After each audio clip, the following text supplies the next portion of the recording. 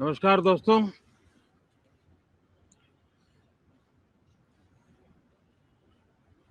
Monsoon सत्र में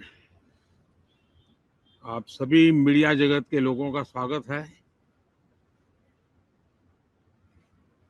साथियों, मानसून नवीनता और नवसर्जन का प्रतीक है और अब तक जो खबरें मिली हैं, देश में मौसम बहुत ही अच्छे ढंग से आगे बढ़ रहा है। कृषि को लाभदायक मौसम की खबरें हैं और बारिश किसानों की अर्थव्यवस्था, देश की अर्थव्यवस्था, ग्रामीण अर्थव्यवस्था और इतना ही नहीं, हर परिवार की अर्थव्यवस्था में एक बहुत महत्वपूर्ण होता है। अब तक जो मुझे जानकारी दी गई है उस हिसाब से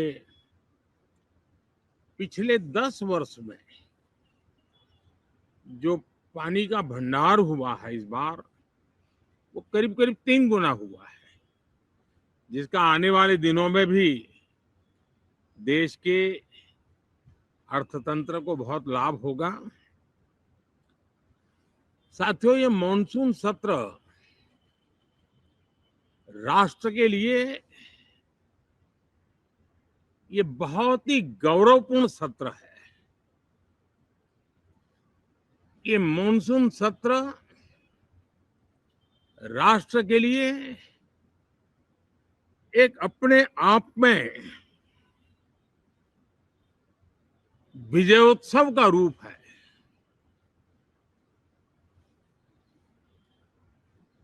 और जब मैं कहता हूं कि सत्र राष्ट्र गौरव और विजयोत्सव का सत्र है, तो सबसे पहले तो मैं पहली बार इंटरनेशनल स्पेस स्टेशन पर भारत का तिरंगा झंडा वहां लहराना, ये हर देशवासी के लिए गौरव की पल है। देश में साइंस टेक्नोलॉजी के प्रति, इनोवेशन के प्रति नया उमंग और उत्साह भरने वाली ये सफल यात्रा रही है। और पूरे सांसद, लोकसभा राज्यसभा दोनों सदन,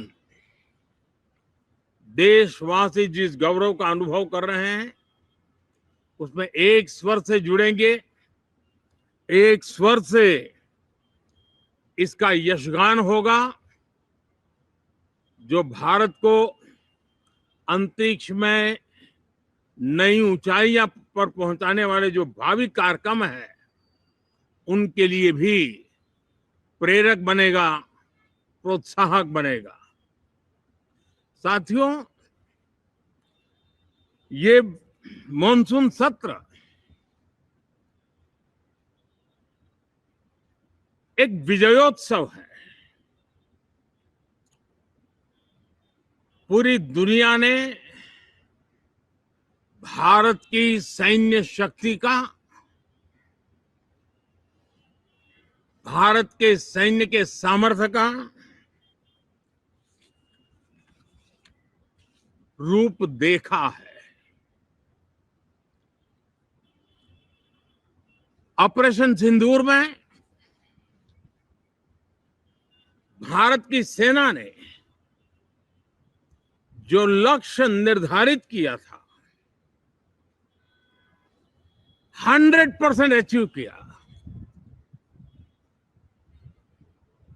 आतंकियों के आकाओं के घर में जाकर के 22 मिनट के भीतर भीतर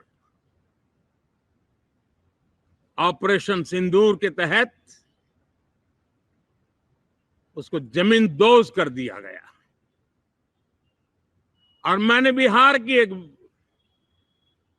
कार्यक्रम में इसकी घोषणा की थी, जो हमारी सैन्य शक्ति ने बहुत ही कम समय में सिद्ध करके दिखा दिया।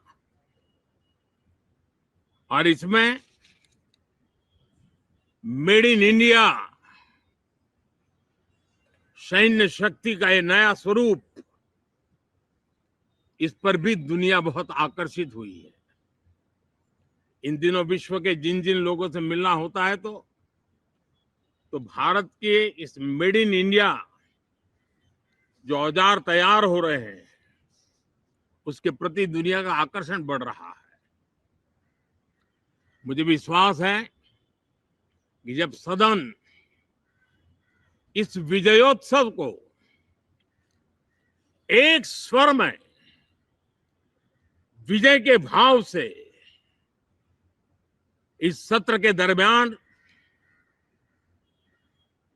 उन ओजस्वी तेजस्वी भावनाओं को प्रकट करेगा, तो भारत की सैन्य शक्ति को बल मिलेगा, प्रोत्साहन मिलेगा, देशवासियों को प्रेरणा मिलेगी और सैन्य क्षेत्र में जो रिसर्च, इनोवेशन और मैन्युफैक्चरिंग हो रहे हैं, made in India defence equipment बन रहे हैं, उसको भी एक बल मिलेगा और जो भारत के नौजवानों के लिए नए रोजगार के अवसर पैदा करेगा। साथियों, ये दशक हम एक प्रकार से देख सकते हैं कि शांति और प्रगति कंधे से कंधा मिलाकर के आगे बढ़ने के कदम कदम पर प्रगति के एहसास करते रहे।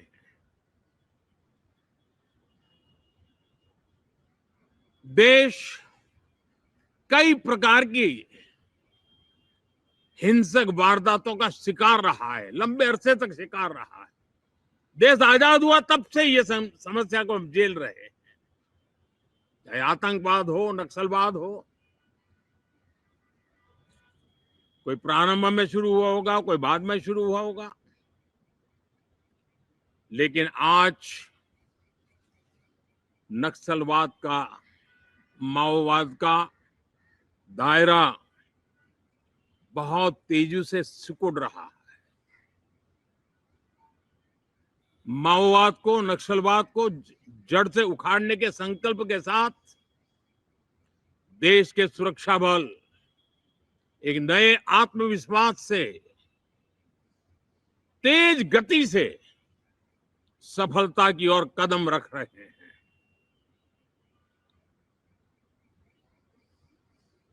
और मैं गर्व से कह सकता हूं,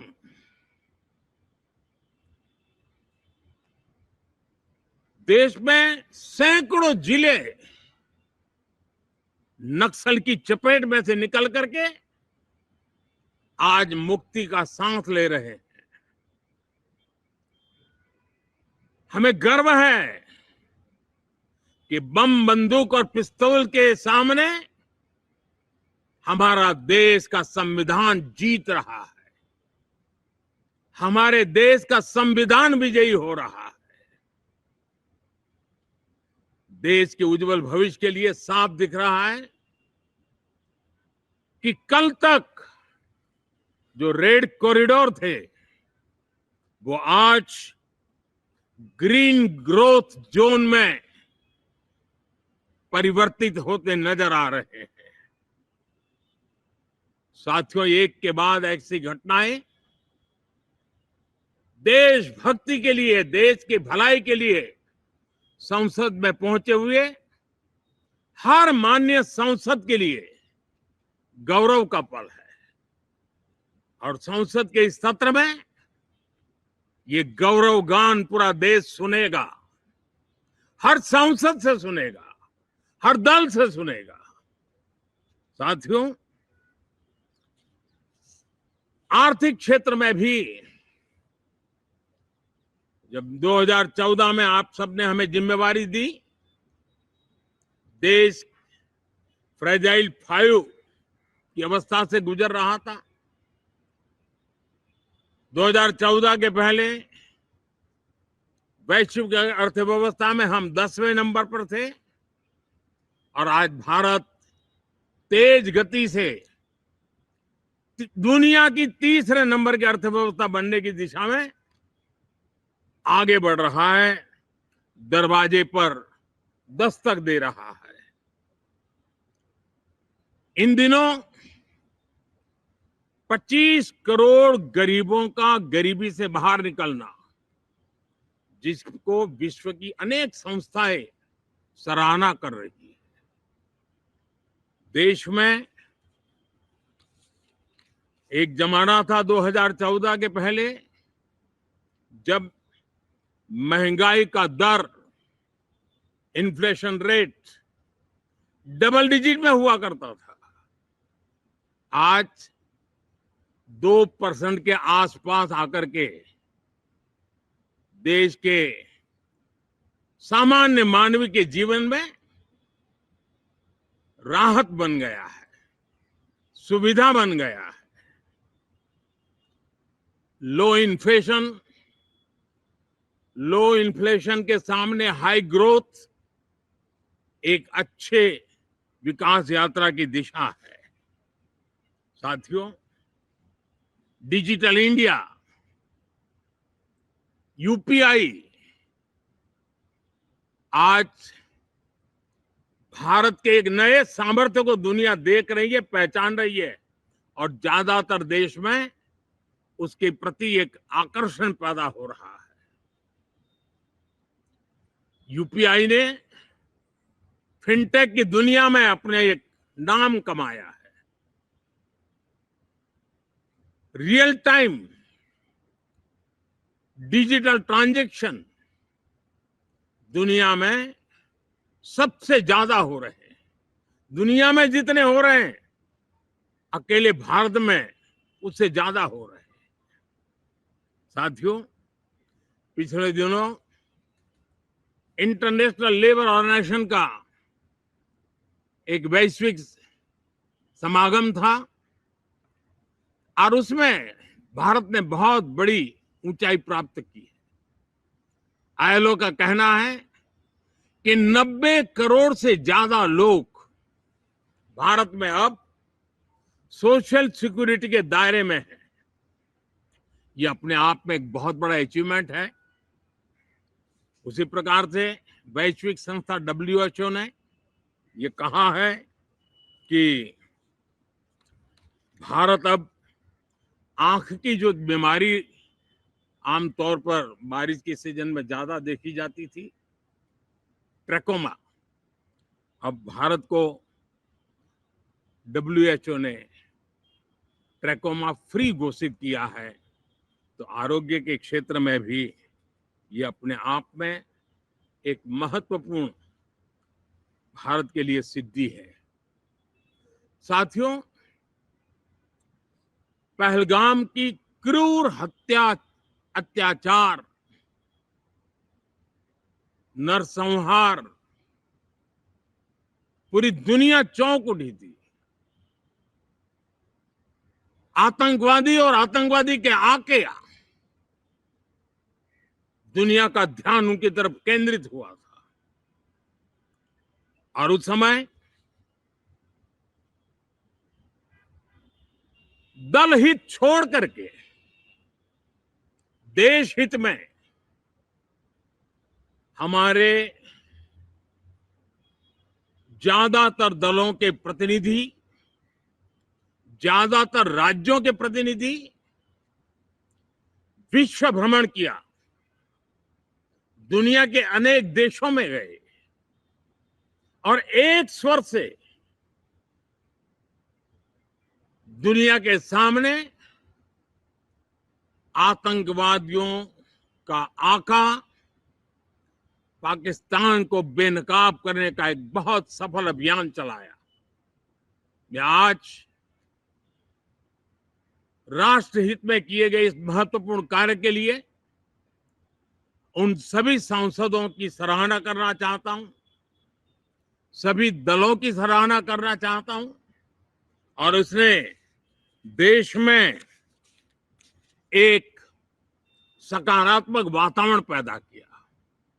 विश्व ने भारत की बात को स्वीकार करने की दिशा में अपने मन के द्वार खोले और इसके लिए ये हमारे सांसदगण, हमारे राजनीतिक दल सराहना करने के मेरे लिए सौभाग्य है।